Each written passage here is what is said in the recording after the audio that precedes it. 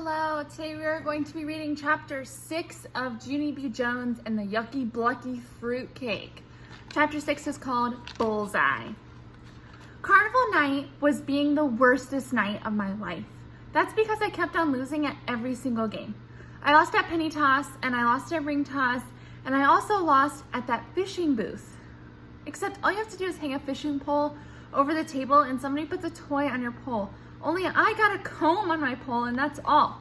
Hey, what kind of prize is this? I said. A comb isn't even a toy because I can't even play with that thing. Daddy sat me down on the bench. Me and him had another talk. It was called, I Have to Appreciate My Comb. Just then, I heard a voice holler at me. Junie B. Jones! Hey, Junie B. Jones! I've been looking all over the place for you. I turned around. It was my other bestest friend, that Grace. She was holding lots of stuff in her hands. Look, Junie B. Jones, look at my prizes. I won a shiny plastic car and some pretty barrettes and a delicious red lollipop and 2 rubber bugs and an eraser that looks like a hot dog. See them? See all my good stuff? Yeah, so? I said. That Grace did in front of me. How come you said yeah, so? How come you're grouchy at me, Junie B? Why are you just sitting here on this bench? I did a mad breath. I'm appreciating my comb, that's why. Don't you know anything, Grace?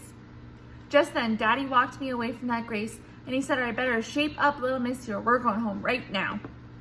Mother told Daddy to calm down his blood pressure. We have 3 tickets left, she said. Let's all take some deep breaths and start all over again. What do you think, Junie B? Do you want to try the sponge throw? That sounds like fun, doesn't it? Then Mother held my hand, and me and her went to find the sponge throw, and Daddy kept on doing breaths. The sponge throw was right in the middle of the playground. Principal was there. He was standing behind a board with a big clown suit painted on front of it. Only instead of a face, there was a round hole cut in the board, and Principal's head was sticking out of it. His face and hair were drippity because kids kept on hitting him with sponges. It looked like the funnest game I ever saw. I hurried up and got in line. Except for just then, something very terrible happened. And its name is that Jim I don't like. Got right in line behind me. Boo, he said. You didn't scare me, Jim, I said. Yes, I did too. No, you did not. Yes, I did too. And anyway, you shouldn't even be in this line because girls can't throw sponges as good as boys, he said. Yes, they can too, I said, because I even practiced this game at my house and I made a bullseye right into my toilet pot. So there. That mean Jim laughed real loud. Pee! Ew! Junie B used his place in her toilet? He hollered, and so all the other kids started laughing too. Just then, the sponge lady tapped on me. She handed me 2 soaking wet sponges. Your turn, sister, she said. Only I just kept standing there and sitting there because all those meanie kids wouldn't stop laughing. Guess what? I don't even know if I can throw these things now because all that laughing is ruining my self-esteem. I said, sorry, sis. Either throw the sponges or get out of line, the lady told me. And so finally I took a big breath and I aimed my sponge at Principal Baldy's head. And I throwed with all my muscles. Missed him! You missed him! Ha ha ha ha! Sang that Jim I don't like. That's how come my temperature boiled over. And I quick spun around and I throwed my other sponge right at that meanie boy's face. And it hit him right in the kisser. Bullseye, I shouted, very happy. Then I ran out of that place as fast as I could because I was in big trouble. That's why.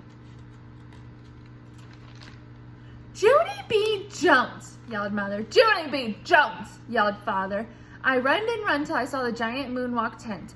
Then I quick climbed inside of it and I throwed my shoes at the door because there were no shoes allowed in there. The moonwalk tent is like a big puffy house. You can jump far and wide in that place. I jumped and jumped till sweat came on my head. That is the funniest jumping I ever saw, I said very springy.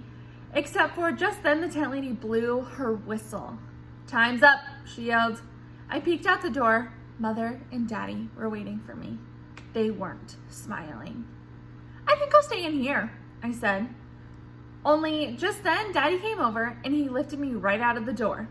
I smiled very pleasant. Hello, how are you today? I said.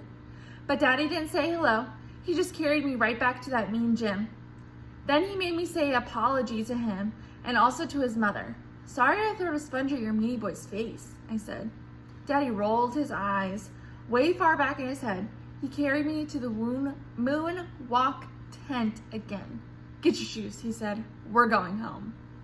Yeah, only I was just starting to have fun, I said. Plus I didn't even do the cakewalk, and it is my very own room 9.